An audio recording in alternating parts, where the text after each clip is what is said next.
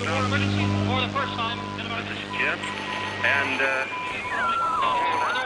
Receiving this message. We are Ken Jennings and John Roderick. We speak to you from our present, which we can only assume is your distant past, the turbulent time that was the early 21st century. Fearing the great cataclysm that will surely befall our civilization, we began this monumental reference of strange and obscure human knowledge. These recordings represent our attempt to compile and preserve wonders and esoterica that would otherwise be lost. So whether you're listening from an advanced civilization or have just reinvented the technology to decrypt our transmissions, this is our legacy to you. This is our time capsule. This is the Omnibus.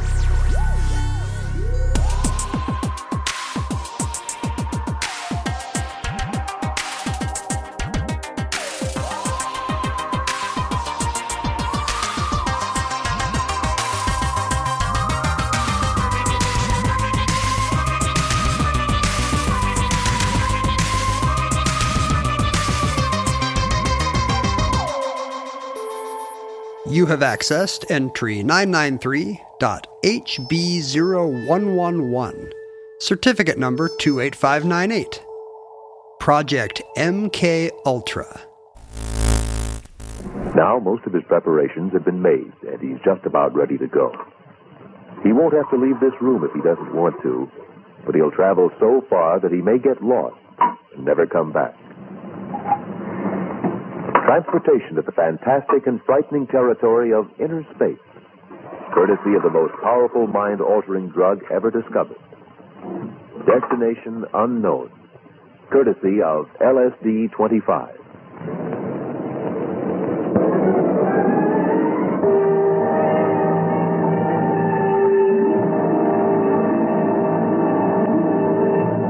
We have kind of danced around it, but we haven't really ever directly talked about conspiracy. Conspiracy. You and I are both 85% science-based. I thought you were going to say 85 years old. You and I are both 85 years old. I'm 85 and you're 81. But I would say, aside from the fact that I believe that I can feel MSG, and I Project MSG Ultra. and I don't, and I'm not fully convinced about the moon illusion for the most part. Other than that, and I believe in ghosts, but otherwise, I'm very science. And I've said that I believe in two conspiracy theories, which is that penny press machines are fake, Right? which our listeners have tried to disabuse me of to no avail. Right. They've gone to great elaborate lengths. They are hoaxing up series of photos and actually physical elements. And also I believe that applause graphs, applause charts, what do you call those? Applause meters. Applause meters on stadium jumbotrons are all fake. You think that's fake too? And do not actually reflect. They're pre-taped and don't reflect actual crowd noise. When the three colored hydrofoils race each other during Mariners games, do you think that's real? There are no actual hydrofoils. Those are filmed on a soundstage in Nevada, a watery soundstage. But what are your what is your vulnerability or susceptibility to conspiracy? Are there ones? There are so many, and so many of them are rooted in fact, and so many of them then extrapolate to like outrageous ideas. I cannot read about a conspiracy or indeed watch a documentary about anything without briefly believing in it. Mm-hmm. So I'm very easy to convince for the running time of that chapter. I'll be like, well, yeah, of course. Think of what all these Air Force pilots are saying about the Bermuda Triangle. I mean, it's all right here. Read the book, people. Mm-hmm. But luckily it wears off. I return to normality fairly quickly. But what is normality? How much do you believe there is, that there are powers that are not supernatural, but that there's shadowy human forces. Yeah, that there's an international banking conspiracy, or that there is that things are not what they appear. I would say my default is to disbelieve almost all of it, partly for the traditional argument about competency that actually, it's just the Watergate thing of, these guys aren't geniuses. And what's the line in All the President's Men? These aren't the brightest guys and things got out of control. Right. I generally think of power that way. These aren't the brightest ways and things got out of control. And it's always harder to get a, medium-sized group of people to do an elaborate thing and not talk about it than it is to not.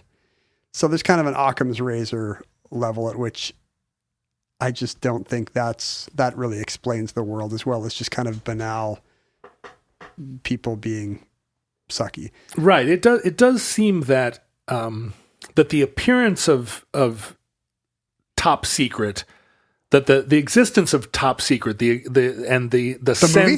The existence of the movie Top Secret. I believe that the movie Top Secret it existed, but the sense that once you say that something is top secret, once you start locking boxes full of documents behind a door, that the potential for there to be an endless depth and breadth of secrets behind the door leads one to conclude that that's probably true, that there is an infinite, or at least there are 9 levels of hellish secrets in a warehouse in Alexandria, Virginia somewhere. That said, sometimes they do come out, and they often do come out of Alexandria or Langley, Virginia.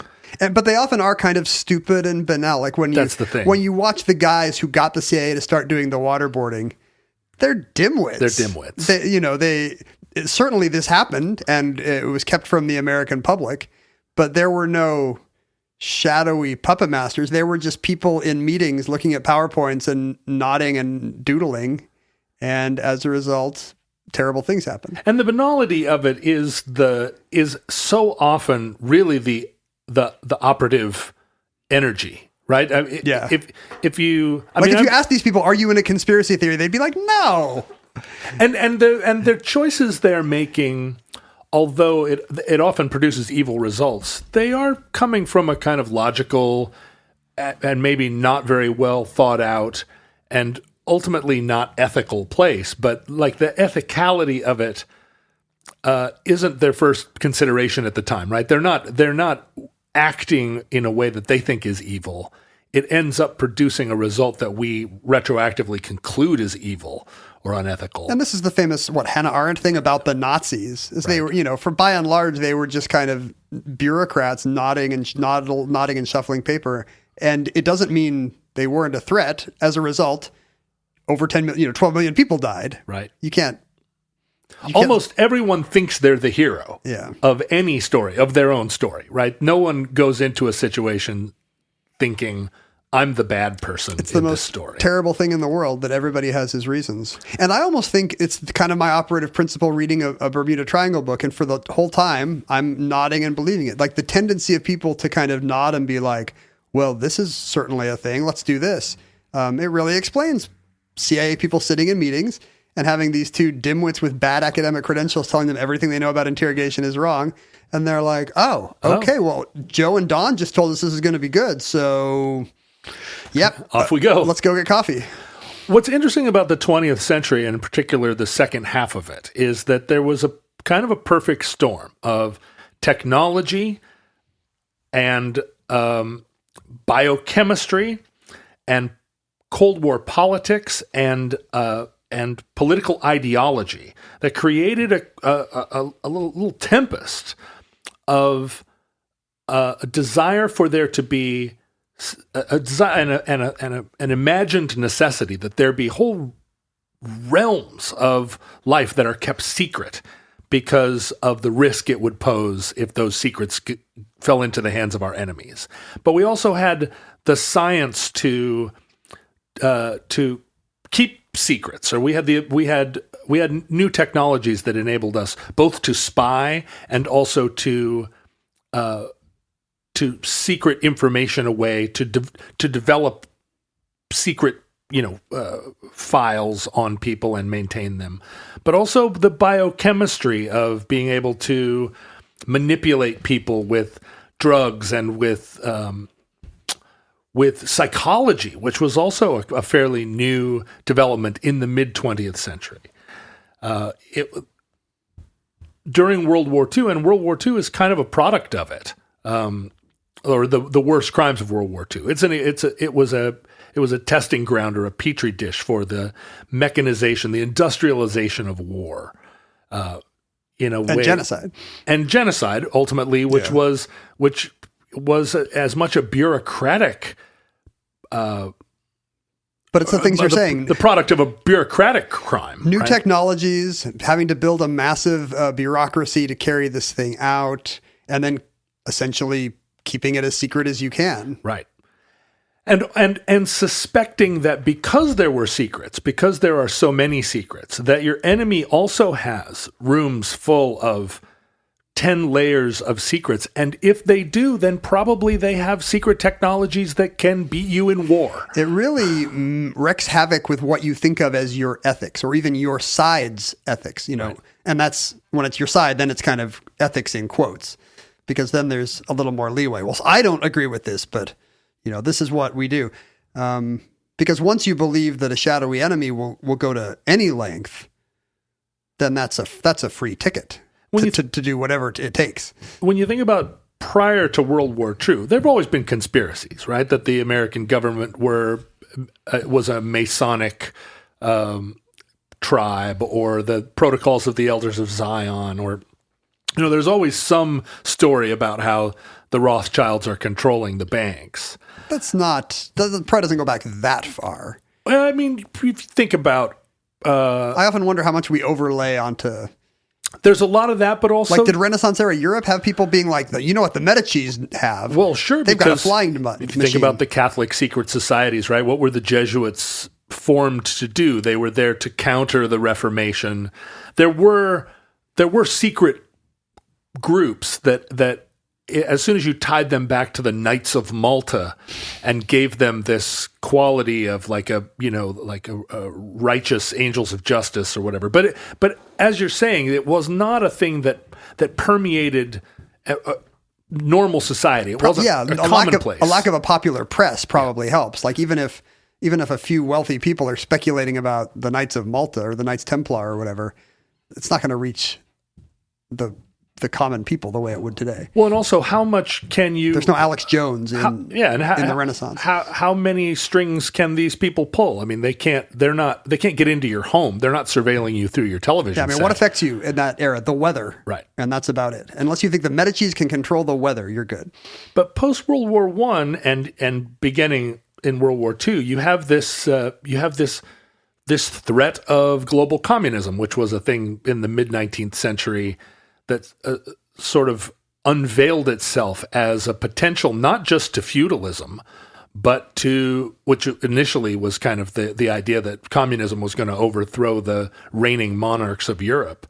But then when communism posed a threat to democratic capitalism, all of a sudden the idea that there was, and particularly because it was located in Russia and China, that it was a kind of Asian Oriental threat to the West. We don't do this today with new threats, by the way. No. We don't insist on their Asianness as a way to fight back.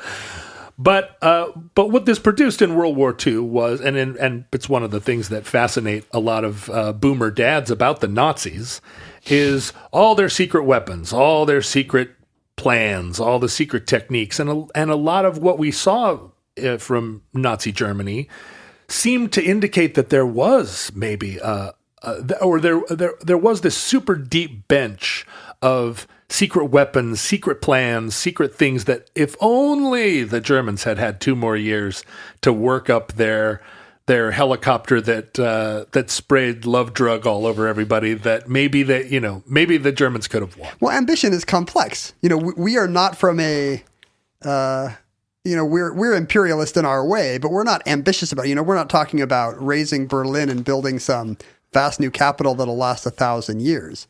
Once you've got an enemy talking about stuff like that, it's hard not to be fascinated. Right. And because we're too lazy for that. Especially looking back at it and imagining in 1945, what the technologies were that at the end of the war, the Germans never got a nuclear weapon. Mm-hmm. They never had an intercontinental ballistic missile. They never had a really, a jet bomber, like a long distance intercontinental bomber. And all these things within 5 years of the end of the war were part of the new Arsenal of Freedom? Arsenal of Freedom. Love to have it. I love when freedom has an arsenal because that's what makes it really free. During World War II, we're also developing computer technology. There's a lot of incredible advancements in medicine, and all of this from the standpoint of 1952. Looking back, and even that distance from the end of Nazi Germany or Imperial Japan, and imagining what if Imperial Japan, what if Nazi Germany had these technologies even 5 years ago or 10 years ago. I mean, it's almost like conspiracy theories are powering the whole boom because we suddenly imagine an enemy that has these things in their secret layers and machinations, and in fighting against that illusory shadow puppet, we become that enemy. The abyss gazes also. And we didn't have to imagine it because the Soviet Union was that enemy. And they had all the iconographic and authoritarian energy of the Nazis, plus their desire to sweep away private property and replace it with not just universal health care, but everyone wearing a flat cap and working in a factory, pulling on a giant wrench. You have to wear tan. You have to wear tan. That was at all the last times. straw. No one gets any. Everyone has to drive a Trabant. There's no interest in cars anymore. Can you imagine just lining up to get issued your wrench? Here's your wrench, so you can tighten one bolt. Your flat cap and your giant wrench. One tractor bolt on the line all day. So at the end of the war, the Office of Strategic Services, which was our wartime intelligence morphed into the Central Intelligence Agency, and the CIA was given a mandate. They weren't allowed to have a sort of domestic spying, any domestic influence in the United States. Plot point in every kind of hacker heist movie. That's right. The CIA can't spy on you at home. That was the FBI's job. But the CIA was out gathering intelligence and trying to make sense of this new world where the Soviets had all of these things that that would have been terrifying in the Nazis' hands: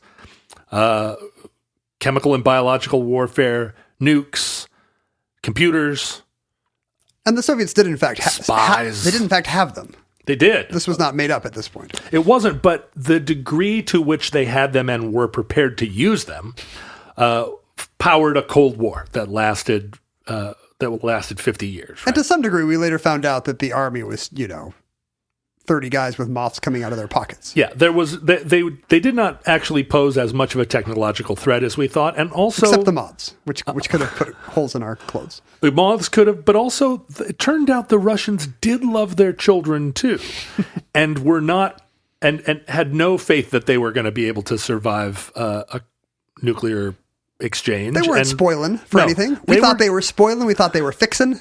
They were just trying to bring an agrarian revolution to Africa, just like we were, it turns out. Just like China is today.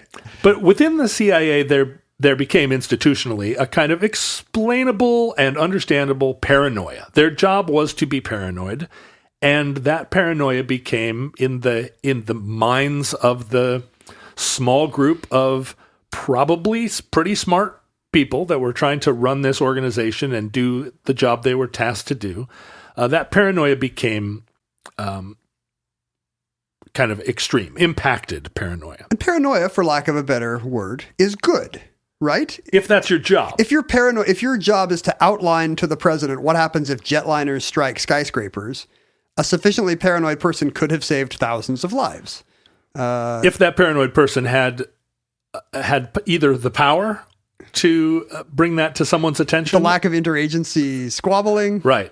Or the braveness. I'm just saying the job does require paranoia. Like paranoia, envisioning the worst possible thing is really bad in private life, but there's, I guess, certain kinds of policy and military spheres where you need a few people doing that. It's good to have a few paranoid people. I don't know what the percentages you want. I think you want a few, but you want some non-paranoid people to be their supervisors. At the end of World War II, it was recognized by both the Soviets and the United States that the Nazis and the Imperial Japanese scientists and engineers, biologists and chemists had been doing extremely forward and valuable scientific work. Or the Nazi mad scientist thing, that's kind of true. Nazis, they were doing weird genetic experimenting. Well, there was a lot of stuff they were doing. Rocketry, most prominently, we think of as a lot of the captured German rocketeers got us to the moon, or according to your beliefs, Nevada got us to the moon, and also, were also a portion of them were taken to the USSR and developed their ballistic missile program and their space program.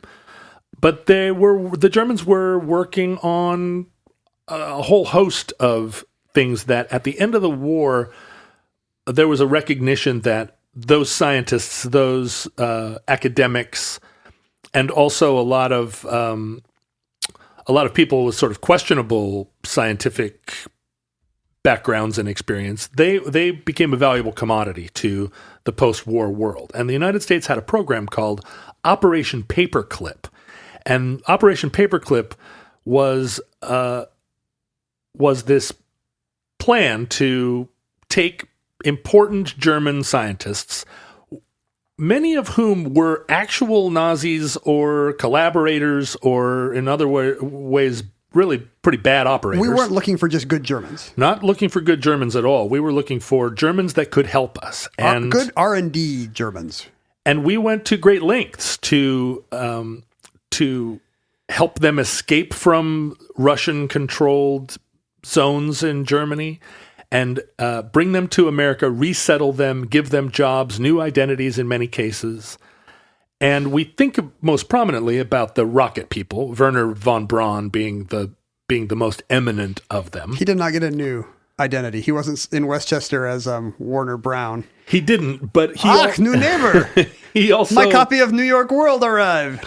He was also not one of the Nazis, although, he had slave labor working on his rockets. He wasn't actually doing medical experiments on twins, or he wasn't a big party member. Wasn't a party member. Apolitical. Wasn't somebody that was trying to advance the SS ideology. But there were people that were perceived as valuable to the United States who were doing that kind of work. We weren't above getting a good eugenicist or two. We weren't, and a big part of it was that a lot of the work that was being done by the Germans then was psychological work, experiments that we would consider incredibly unethical, and most of which were in the family of torture. And torture, the desire that a torturer has, if I can get inside the mind of a torturer, is to basically extract information from a person. You have a person, that person has information that you think you need. It's either about troop movements or the development of a program, or where the gold is hidden or whatever. And that person won't reveal that information. And a torturer wants to get that information out. And up until the mid-20th century, and until the development of the discipline of psychiatry and psychology, a torturer just felt like, if I give you enough pain, or threaten you with pain, or threaten your extended family with pain, at a certain point you'll crack, or you'll surrender and give me the information that I want. But after the development of psychology, there became this whole new realm, which was, maybe it's more than just get you to surrender. Maybe I can break your brain. Maybe I can get inside your mind. And is the advantage that forestalls any ability of the torturee to lie? Right. The idea that your psychology, that in your mind is information, in your mind is a world. And if I can, I maybe don't have to resort to physical pain. Maybe I can confuse you, or hypnotize you, or convince you that I am your... Yeah, I'm wondering, how much convincing is there? Is the idea that I can turn you to me? Or is it just like, you're a computer and I can hack the files? There are so many different different ideas during this period, right? Maybe I can convince you I'm your mother and I can get you to tell me what it is because I'm your mommy. Or maybe I can get you to forget that you are on the other side and convince you that you're on our side. Not just by normal methods. By good argument. But perhaps I can, through either chemistry or psychology or a combination of both. Better interrogating through chemistry. That's right. Actually get you to change your mind. And what's interesting is it seems more humane. Now you're not breaking fingers. Now you're not waterboarding. Now you're not even playing Whitesnake at people. And like a lot of stuff, it feels scientific, exact. Right. And whether or not humane, which is hardly ever a consideration among these people, humanity. But it seems hygienic, I guess. Hygienic, Yes, that's right. That's what the Nazis would have wanted. And so a lot of those people, or a handful of doctors, and these are not the Mengelas, right? They're not people who are, they weren't the top level guys who were torturing twin girls. But they were this class of kind of, and they not just psychologists and biologists, but vivisectionists and all kinds of creeps. The Russians and Americans fought over these doctors just as much as they did the physicists and the rocket scientists. You don't want there to be a creep gap. You want to win the creep war, for sure. The creep race. Oh, that's wonderful.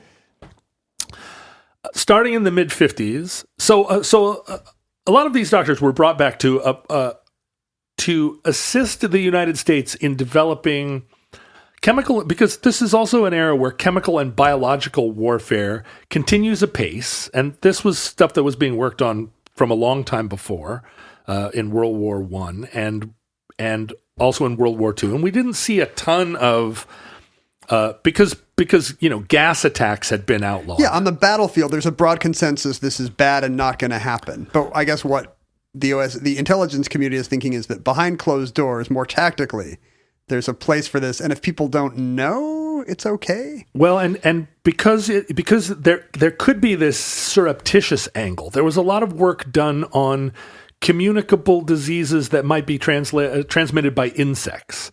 In fact, the Chinese during the Korean War accused the United States of flying over the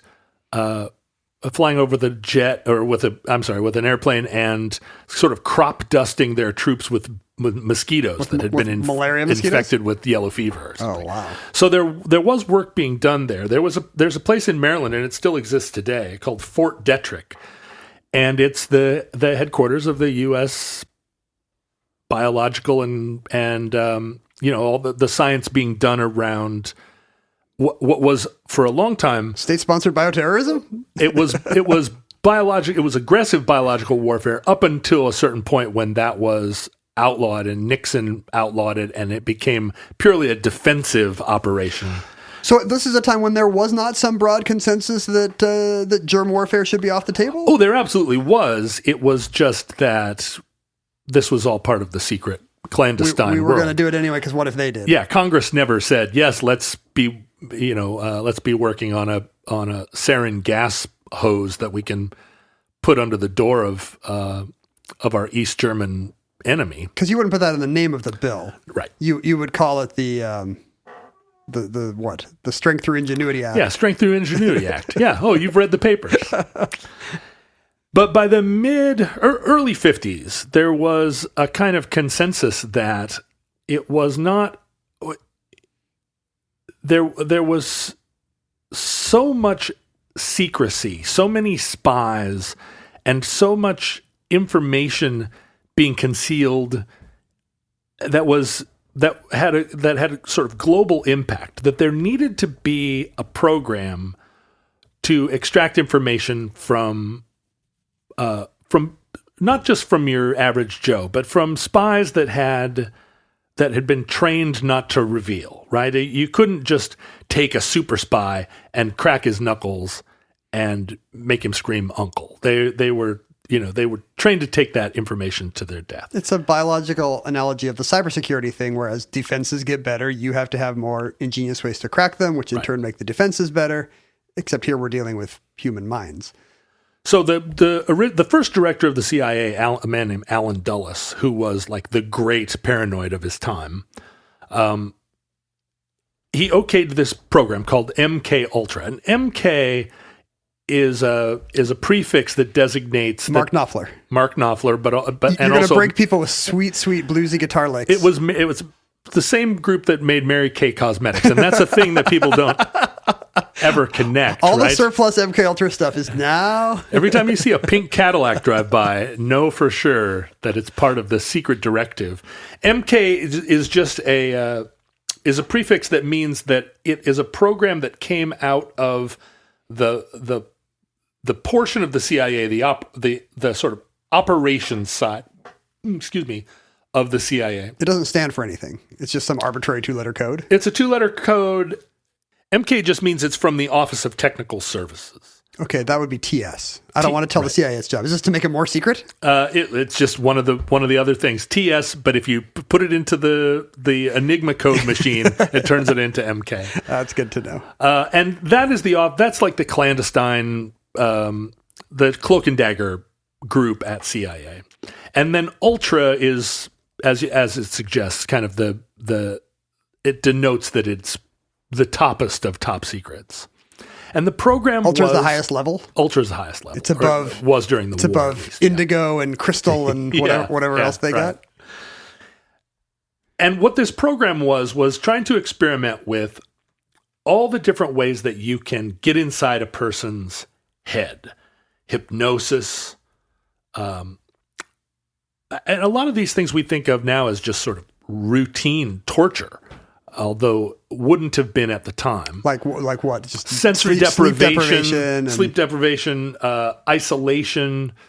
The use of things that are more in the psychological sphere, like shame, sexual shame, any kind of methodology that's trying to not just break a person, but tempt them or manipulate them. They had some kind of blue sky weekend, and they put a ton of ideas on a whiteboard. Right. Hey, what are some of these things? What could you do to a commie?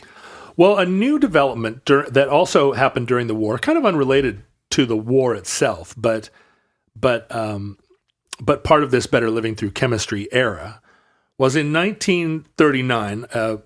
A Swiss chemist by the name of Albert Hofmann discovered LSD 25. Right. And lysergic acid. And he was the first one to try it out, right? Imagine him biking home that day. And it was sort of accidental. Like he discovered it. It's a component of ergot, like a fungus, right? And it took him a while in experimenting with it to actually dose himself. And that didn't happen until the middle of the war. So unrelated to all the other things happening during the war, in the mid-40s, in neutral Switzerland, Albert Hofmann, riding home on his bike, is tripping his balls off. This is why you've got to stay. That's why you need neutral countries during a war. Right. Somebody's got to be developing the next level of hallucinogen. And if you think about the potential, just think about what if LSD had existed and was widely known in 1938, how it would have been employed in World War II. How different that war would have been just by the presence of this one kind of, not innocuous, but sort of unrelated chemical. I feel like maybe the well-grounded officers like Tom Hanks and Saving Private Ryan, they could have really learned a lot about themselves. Yeah, his jittery hand, he might have taken some of this and gone on a little exploration. But the ones that are already a little, or like the very peaceful guy that wants to hang out with the Tahitians in a Thin Red Line. Right. Like that guy, Jim Caviezel or whoever it is. Give that guy some acid. But there's a lot of these guys that you do not want tripping on the beaches. It's what is your, as a layperson, when you think of LSD and what LSD does to a person, what do you think? I have nothing to compare it to. Like, I have secondhand experiences of people describing the kinds of hallucinations they have, which are not just sensory, which really affect, what they perceive to be happening. Things that they know and understand are changing. So it's not fully sensory, right? But yeah, I have no firsthand experience with hallucinogens. It's just that it seems to be very... Is it like an Empire Strikes Back where like if you go to the tree with good vibes, you have a good time at the tree? But if you go to the tree with bad vibes, Darth Vader cuts off your head or something? It's not even as simple as that, right? I mean, you can have a good trip or a bad trip and you don't even know. I mean, there are 100 kinds of good trip. And I think there's a misconception generally that the experience you're having on LSD is like an imported one, where all of a sudden you're seeing rainbows or you're hallucinating, seeing things that aren't there. New items are appearing. You are having thoughts that aren't real. And the classic example of a very stoned or hallucinating person where they're just sort of looking at their hand or walking through a normal environment and going, whoa, man, whoa.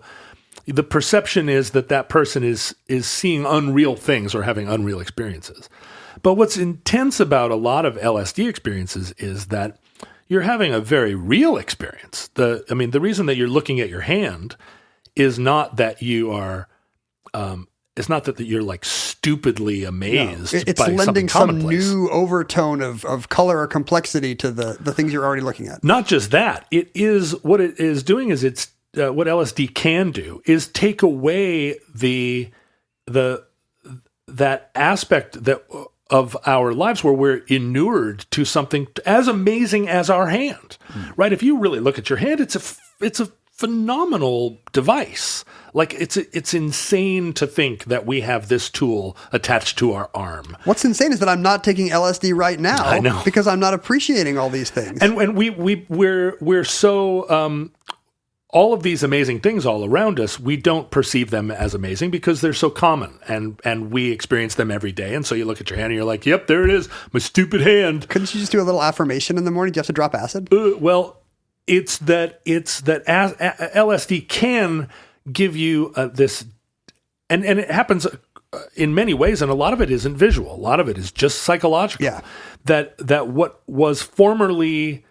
what you ignored because it was so common, you suddenly are able to see for all its complexity, all of what makes it amazing. And so it is very, LSD can be extremely enlightening, emotional, religious. It can also be fun because all of a sudden something that seemed so dumb and normal, you realize is hilarious or wonderful. But it can also be awful. Because there's a lot in the world that we use this kind of numbness to let not hurt us. That's how you cope with we've created a modern world that's really more complex than anything our brain evolved to do. Right. Plus, just regular ancient things like relationships hurt a lot. Well, or you can just look at a group of 5 people and realize they're all alpha predators and extremely dangerous. And it's true. But you don't see the 5 people you work with as predators in a typical day. You see them as standing in between you and the coffee machine. machine. Saying offices should have like acid dropping as team building? I wouldn't recommend it, but also I wouldn't say it was the worst thing.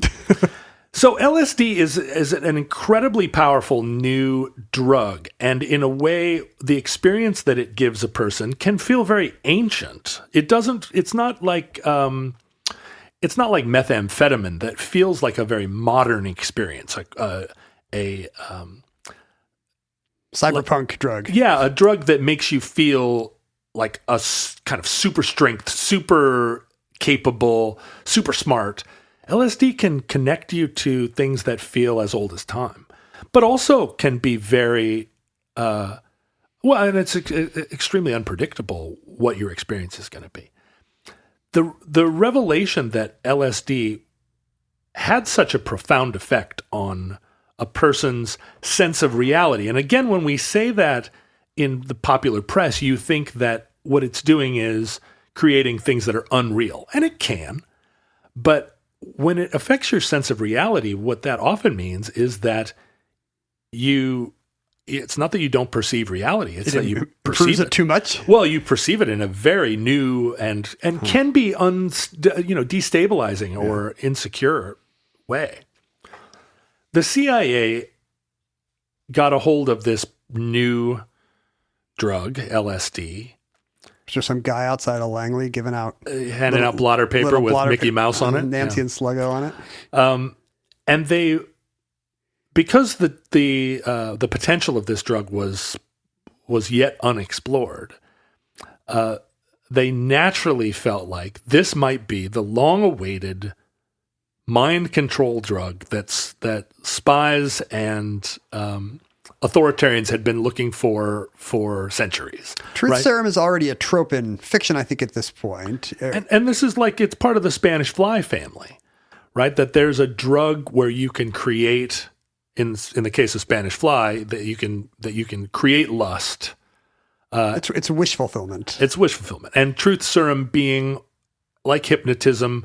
I mean, there are plenty of examples of people that went into a state, and within that state were suddenly either speaking in tongues or telling real truths, and the desire to be able to elicit that in someone, particularly someone who's resisting, is a trope and a powerful one from long ago. And here we had, with the advent of LSD, the potential for a drug that, if harnessed, if researched and made into and weaponized, I guess, that it showed real promise to be a gateway into the mind that could be controlled by science. I was looking to see if, like, the things we think of modernly as, approximations of truth serum, like sodium pentothal, for example, right, were in the public conscious or were being used. But it looks like maybe no, that's all post MK Ultra, right? Back then, I mean, I guess OSS was already experimenting with giving people like mescaline and marijuana and seeing if they could get people to talk that way. And I think in general they found that it's pretty much like getting them drunk. It's not a magic bullet. But LSD is a different animal entirely. Yeah. And so they began doing experiments within CIA. There was a scientist by the name of Seymour Butts.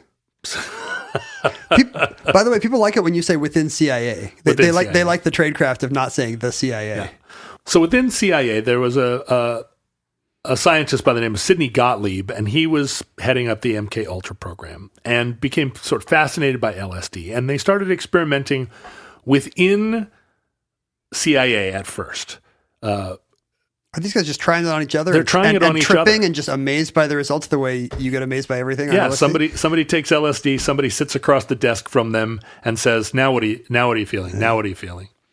And then they learned a lot. That was kind of fascinating to them, but they realized right away that if they were going to use this as part of either a brainwashing drug or a torture drug. We were okay brainwashing people? Because you just expanded the CIA's purview quite a bit. You've been saying interrogation, and now what, we're going to brainwash them? Brainwashing is a version, I mean, if you think about what it actually means, right? Washing the brain of turning a person not just into a super soldier, but a lot of the stuff that you want to do in tradecraft is take a person, extract the information, and then put them back into their normal life and not have them remember or realize that they'd been made, because you want to put them back especially if it's a counter spy situation. If somebody realizes the secrets have been taken, they will change the secrets. Right. If you could take someone, extract the secrets, put wrong information or other, or misinformation into their head and put them back into their old life where they didn't know what had happened. We've replaced Bob's Soviet secrets with Folger's crystals. That's right. Let's see what happens. happens. Wait a minute. He never gets a second cup of our coffee.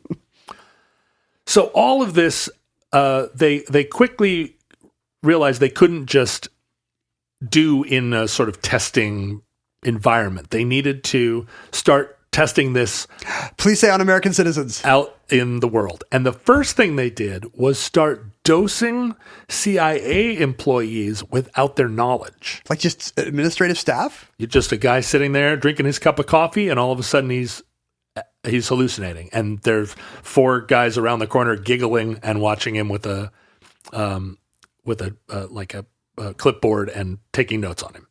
And they did this, and it created real problems. A man with HR, with not just with HR, but a CIA employee and kind of a high-ranking one by the name of Frank Olson was dosed in 1953, and 9 days later jumped out of a 13th floor hotel room to his death.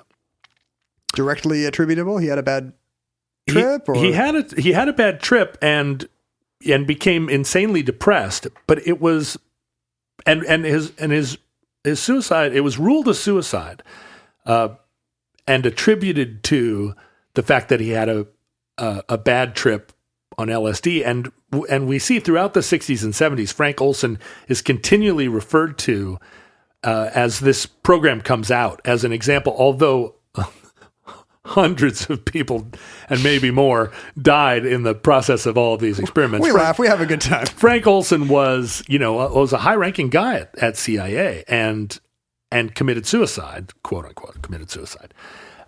He reappears over and over later on when the Church Committee, and we'll talk about them in a second, investigated this whole program. Frank Olson was one of the guys that they referred to. In very recent times, just in the last few years, his family advanced the theory that what happened was he took LSD and realized that his own work at CIA was immoral and he didn't trip out and become depressed. He saw as a result of his trip that what he was doing was unethical and had a crisis of faith. And he was pushed out the 13th floor window because he was literally pushed by somebody else in the CIA to get him out of the CIA because he was prepared to go public with the terrible experiments they were doing. And his family brought suit in 2012 against the CIA against the government, making claims that they'd had him exhumed and he showed signs of contusions prior to death, where he'd been hit on the back of the head and thrown out the window. Oh wow! And there was a fairly large settlement. I like how they were willing to suck up the idea that we dosed this guy into killing himself, when the alternative is we dosed him and he saw the truth, and then we had to push him out a window and blackjack him on the back of the head. So after they realized they could no longer dose Frank Olson's because Frank Olson would stop wanting to be a CIA bio weapons master. It was not just a truth serum, it was a virtue serum. They started to take this show on the road.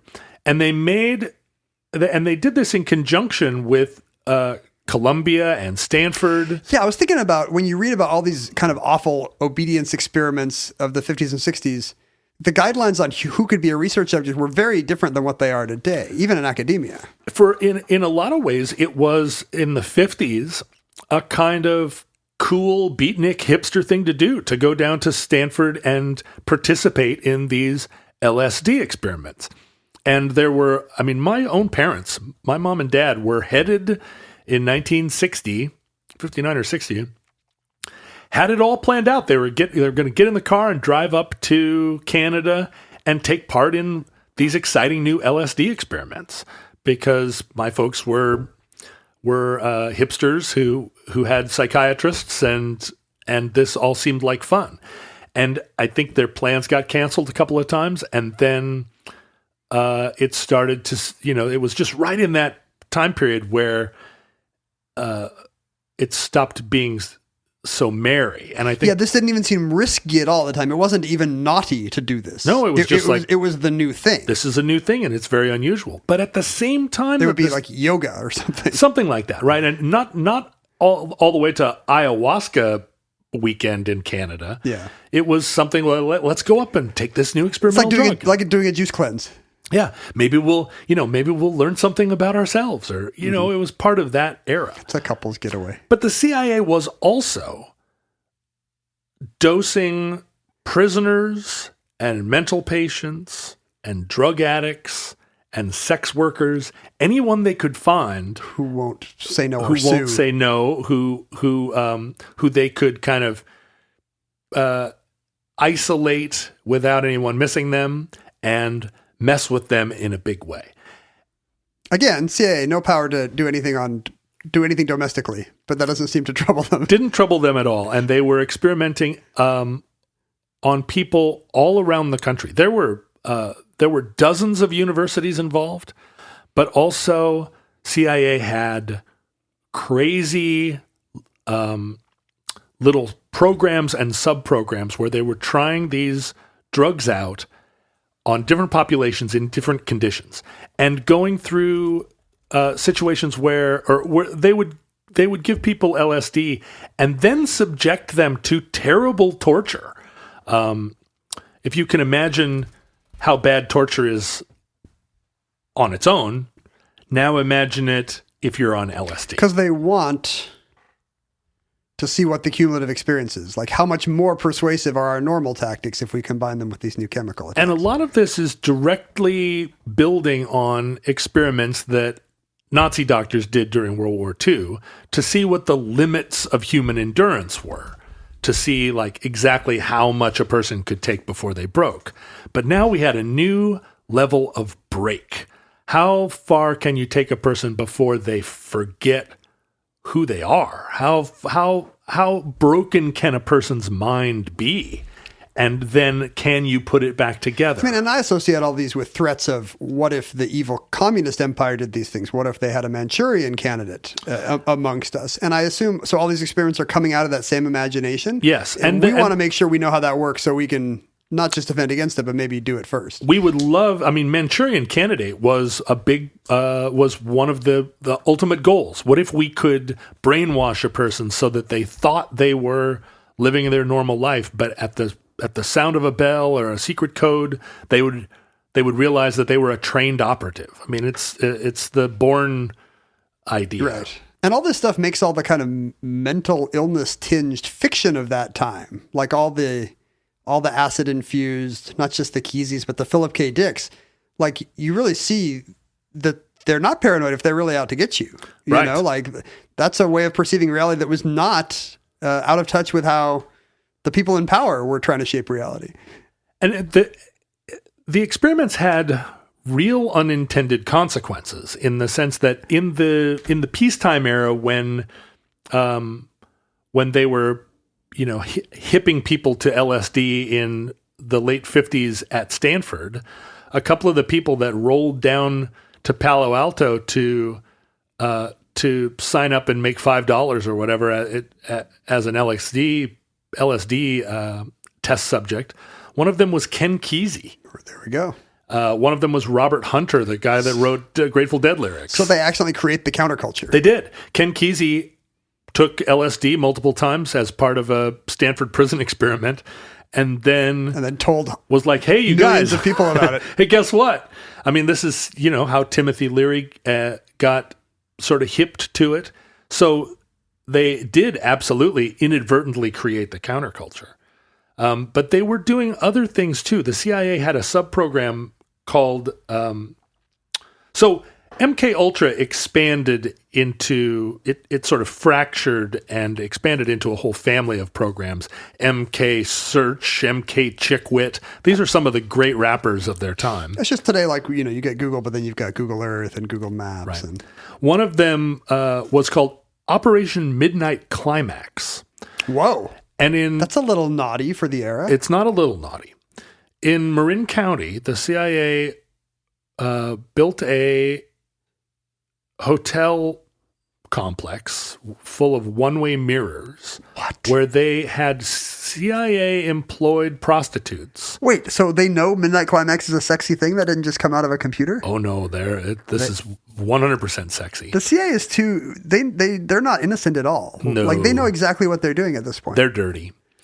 They would lure Johns, the CIA prostitutes would lure Johns into these like party hotel environments. Then they would feed them LSD and other drugs, and CIA agents would be on the other side of one-way glass watching them. But by all accounts, those agents were also like drinking and doing drugs. And it was just like these crazy hedonistic scenes that no one claims to have ever extracted a single bit of not only actionable intelligence, but any like no one even tried any data at all. It was just a like early 60s drug party. Well, people back then didn't know that if you ask a prostitute if they're a CIA operative lacing you with acid, they have to tell you. Interesting. One of the things that I learned here that I'd never heard of before was they attempted to, a speedball is a combination of a barbiturate and a amphetamine, some kind of, heroin, cocaine, some combination of an upper and a downer. Does both, and it's not good. It killed John Belushi. But they worked out this way, or they experimented with this thing where they would hook people up to 2 IVs, barbiturate in the right arm and amphetamine in the left arm, and they would hit them with barbiturate first, and right as the person was entering into a sort of barbiturate like sleep state, then they would put amphetamine in the other arm. And so the amphetamine would hit them, and they would the idea was they would put them in a dream state and then get them to talk. Their resistance is down, but they can still cooperate. And what ended up happening was they put people basically into a barbiturate coma and then hit them with amphetamine and you can die, right? Well, what they started to do was just babble incoherently. And it ended up not being a very good technique, but I'm surprised I'd never heard of that as a counterculture thing. It seemed like of all the drug people I know that no one's ever tried the MK Ultra like delayed speedball. I'm giving people listening to the show, I'm giving futurelings a lot of ideas here. I don't want you to go out and try this. Here's what I'm imagining, and again, don't try this. 2 teams of CIA guys in like tortoiseshell glasses playing foosball or something, and each time one team scores a goal, they up the barbiturate dosage. But every time Stan's team scores a goal, they up the amphetamine dosage. Yeah, I'm rooting for Stan. Again, I don't want you trying this. One of the aspects of this program that kind of ended up being the most concerning was... I'm already concerned, by the way. That MK Ultra collaborated with a Canadian doctor by the name of Donald Ewan Cameron, who was already kind of popular in the psychological press at the time for his idea, his notion of psychic driving, which was... I don't know if you ever practiced this kind of like repetitive kind of affirmations or mind trying to change some aspect of yourself by playing through a scene in your imagination or saying a mantra. Sure. But psychic driving, the principle behind it was that you could, by repeating a single phrase over and over to a person, that you could erase bad memories, or you could instill like good habits. Like this seems like magical thinking. It seems like that's something you would want in a fairy tale, is the ability to repeat a magic word and have it change somebody's mind. And this is the thing about psychology in the mid 20th century. A lot of it was, like so much of what we do in human life, someone comes up with a theory and writes it down on a piece of paper and shows it to people, and they think because it's written down on a piece of paper that it must be true. We know what you think about the social sciences. You're on the record. What psychic driving evolved into was that he would put people in medically induced comas and then play tape loops of just a single phrase. sometimes for weeks And it's just at like a time. stop biting your nails or whatever. Or spy for. I am the walrus, I am the walrus, I am the walrus for weeks at a time, and then bring them out of a coma to see what happened. Hey, he's got a little pad. All right, so So, what are you? how'd it go? And he ruined people, really broke people's minds. But the CIA loved it, and they funded his experiments through a front company called the Society for the Investigation of Human Ecology. Oh yeah, sure, the SIHP. He experimented with a lot of electroshock treatment. All of this whilst being somewhat celebrated by the medical establishment. He was, during this period, the chairman of and I think the first chairman of the World Psychiatric Association.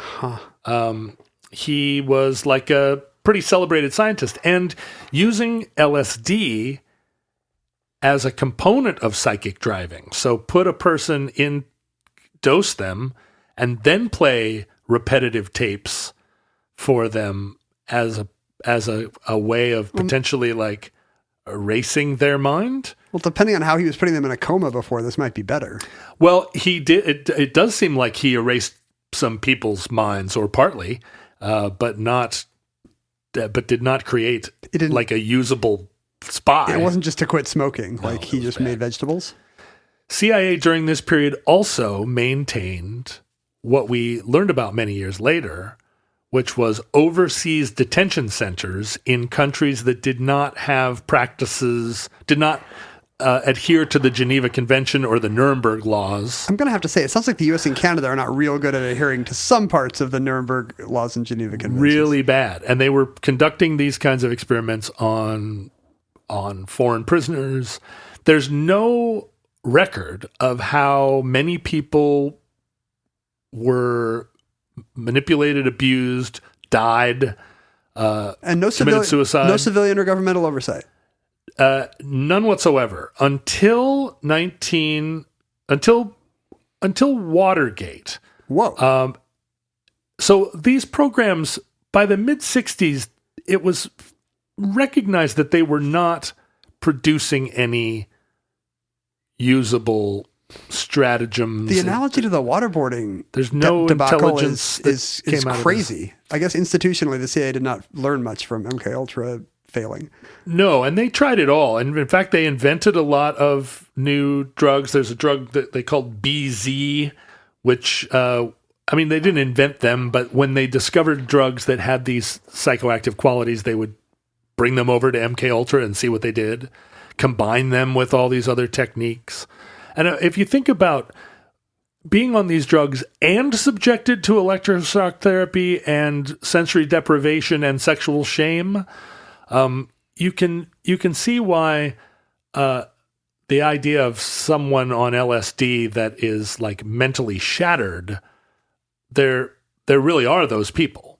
Well, even apart from just the inhumanity of this stuff, which I can't get away from, you'd think that the CIA would have noticed at some point that they were pouring a ton of money into operations that have been going on for decades and not producing any results. Well, the CIA is pretty good at that. Pretty good at continuing to pour money into things that aren't really producing any results. Because if you stop pouring money in, what if your appropriations get cut? Well, especially if you're worried that around the globe, the Soviets and the Communist Chinese are also working on all these programs, and you have spies working among you that are Manchurian candidates. And their BZ might work. Their BZ probably does. They've They've tortured. got CZ. Well, and there's the other thing about the mundanity of people working on these programs is that in their estimation, these unfree countries don't even have to obey the laws that they're flouting, right? I mean, we're the orderly ones. Yeah, we're the ones that chaos. have to take it to Panama to do this stuff. They can just do it in downtown Moscow. Jeez. In '73, during the Watergate era, there was a kind of and this is Pentagon Papers era, there was a lot of panic in Washington. And CIA Director Richard Helms had a lot of the MK Ultra files destroyed. He tried to have the entire program erased from institutional memory. Had word gotten out into the conspiracy press? Were people talking about how the CIA does this stuff? So the journalist Seymour Hersh, who continues to be a fly in the ointment of secret programs and government unto now, right? He's the My Lai massacre guy, right? Yeah, but he also exposed, I think.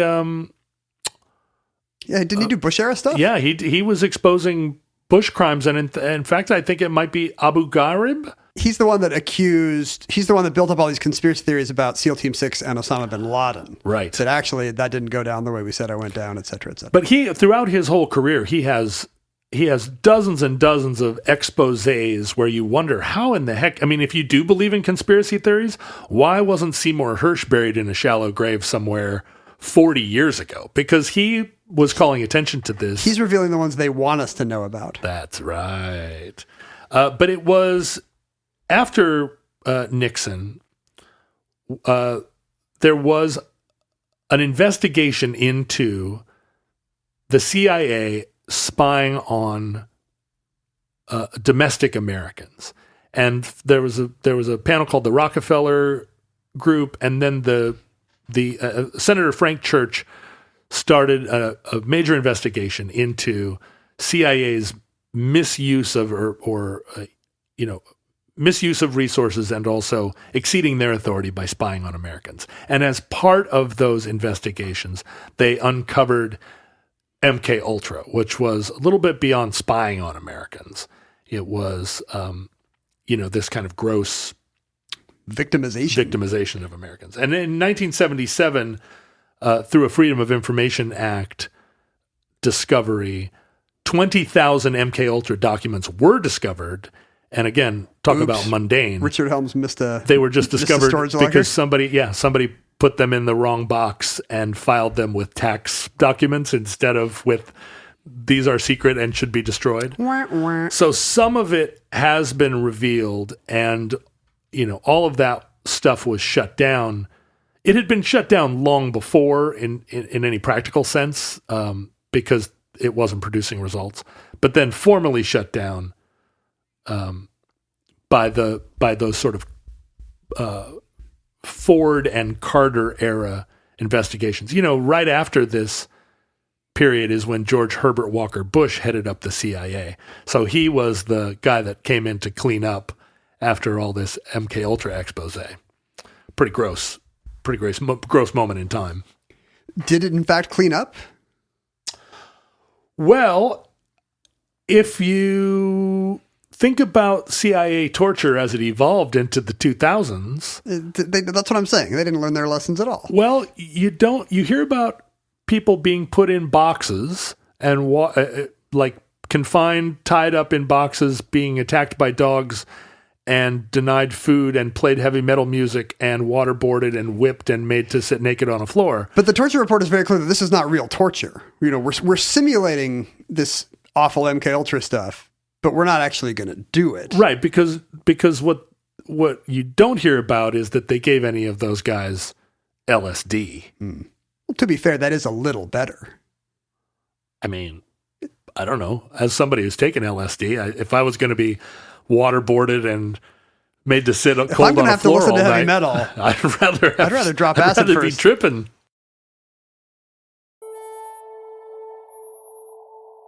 And that concludes Project MK Ultra, entry 993.HB0111, certificate number 28598, in the omnibus. Futurelings, our drug of choice in our time is social media. Now that we're all clean and sober, we just break our brains with pixels and by picking online fights. That's our imaginary enemies are not communists. They are people calling us names on Twitter.